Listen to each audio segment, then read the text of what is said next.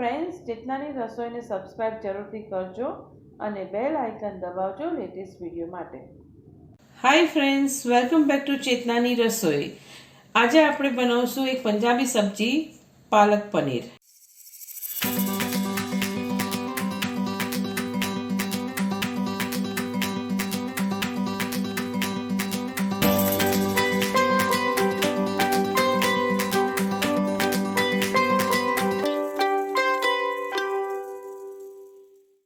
તો આપણે એના ઇન્ગ્રીડિયન્ટ્સ જોઈ લઈએ. અહીંયા મેં એક બોલ જેટલી પાલકને બ્લાન્ચ કરી લીધી છે. લસણ અને લીલું મરચું છે, ધાણા જીરું, હળદર, હિંગ, ગરમ મસાલો, મીઠું, જીરું, પનીર, એક નાનું ટામેટાને મેં છીણી લીધું છે, એક મોટી ઓનિયનને ચોપ કરી લીધી છે અને જરૂર મુજબ આપણે ઓઇલ લઈશું. સૌથી પહેલાં આપણે પાલક બ્લાન્ચ કરેલી પાલક છે એને ક્રશ કરી લઈશું. એક મિક્સર જારની અંદર આપણે સાથે લસણ અને લીલું મરચું પણ લઈ લઈશું અને બ્લાન્ચ કરેલી પાલકને લઈ લઈશું.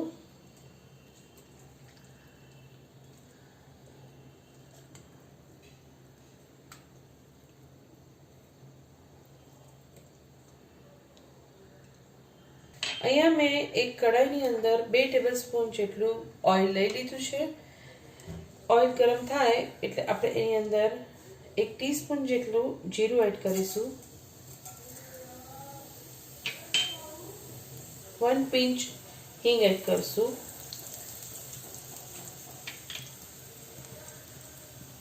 ચોપ ઓનિયન છે, એક મોટી લીધી છે, એ એડ કરીશું.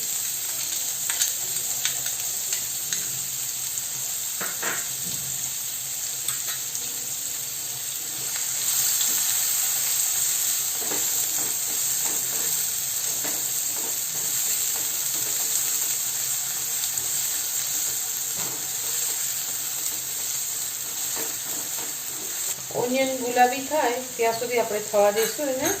ઓનિયન શેકાઈ ગયા છે. હવે આપણે એની અંદર ટામેટું એડ કરી દઈશું.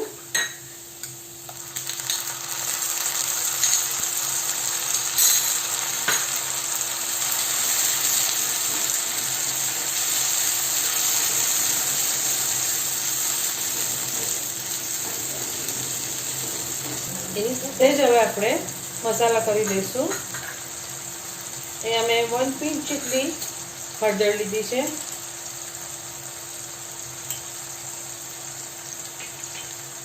1 ટીસ્પૂન જેટલું ધાણા જીરું છે, 1 ટીસ્પૂન ગરમ મસાલો પાવડર છે, સ્વાદ પ્રમાણે મીઠું નાખીશું.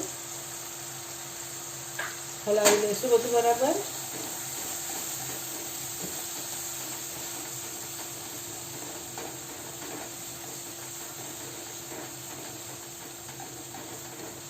મસાલા શેકાઈ ગયા છે. હવે આપણે લસણ, લીલું મરચું અને પાલકને ક્રશ કરી હતી એ એડ કરી દઈશું.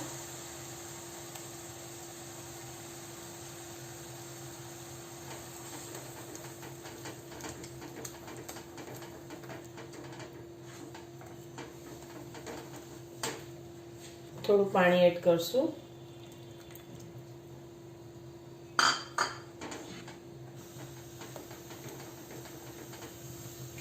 પાલકને આપણે બોઇલ કરેલી છે અને મસાલા પણ બધા ચેડવી લીધા છે. એટલે હવે આ શાકને આપણે બહુ બધી વખત થવા દેવાનું નથી. જ્યારે એ એક વખત ગરમ થશે એટલે આપણે એમાં પનીર એડ કરી દઈશું.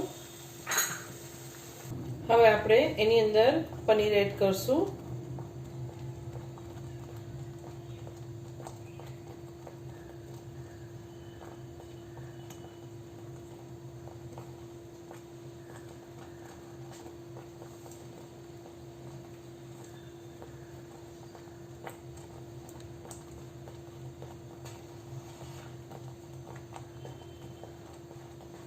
બધું બરાબર હલાવી લઈશું.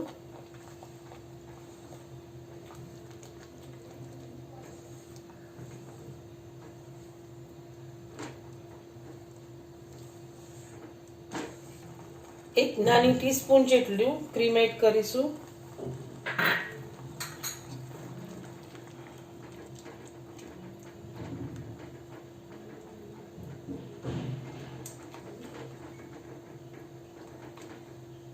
તો ફ્રેન્ડ્સ, રેડી છે પાલક પનીરનું શાક. આ ક્વોન્ટિટીમાં 2 થી 3 જણા ખાઈ શકે છે અને ખૂબ જ ઓછા ઇન્ગ્રીડિયન્ટ સાથે સબ્જી તૈયાર થઈ જાય છે.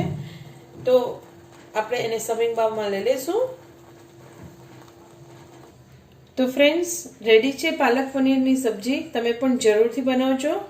તમને મારી રેસીપી પસંદ આવી હોય તો મને લાઈક, શેર અને સબસ્ક્રાઈબ જરૂરથી કરજો.